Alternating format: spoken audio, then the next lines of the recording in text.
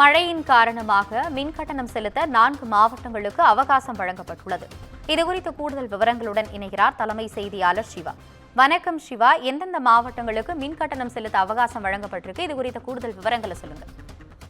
ஆனந்தி, இந்த பெஞ்சால் புயல் காரணமாக சென்னை, காஞ்சிபுரம், திருவள்ளூர் மற்றும் செங்கல்பட்டு ஆகிய மாவட்டங்களில் இருக்கக்கூடிய மின் நுகர்வோர்களுக்கு மின் கட்டணம் செலுத்துவதில் ஏற்பட்டிருக்கக்கூடிய இடர்பாடுகளை கருத்தில் கொண்டு அந்த மின் கட்டணத்தை அபராத தொகை இல்லாமல் செலுத்துவதற்கான கால நீட்டிப்பு அறிவித்து மின்சாரத்துறை அமைச்சர் செந்தில் பாலாஜி இந்த அறிவிப்பை கொடுத்திருக்கிறார். குறிப்பாக டிசம்பர் 10ஆம் தேதி வரை கால நீட்டிப்பு வழங்கி அதற்கான ஒரு உத்தரவு என்பது வழங்கப்பட்டிருக்கிறது.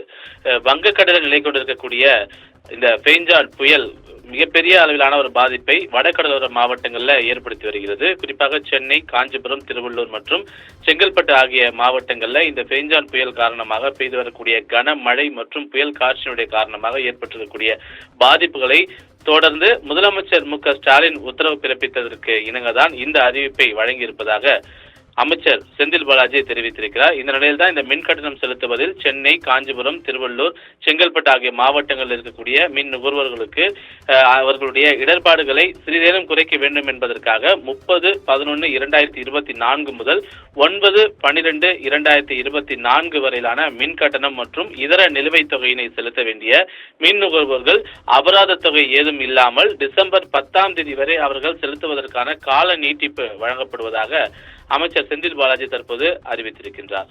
ஆனந்தி, விவரங்களுக்கு நன்றி சிவா.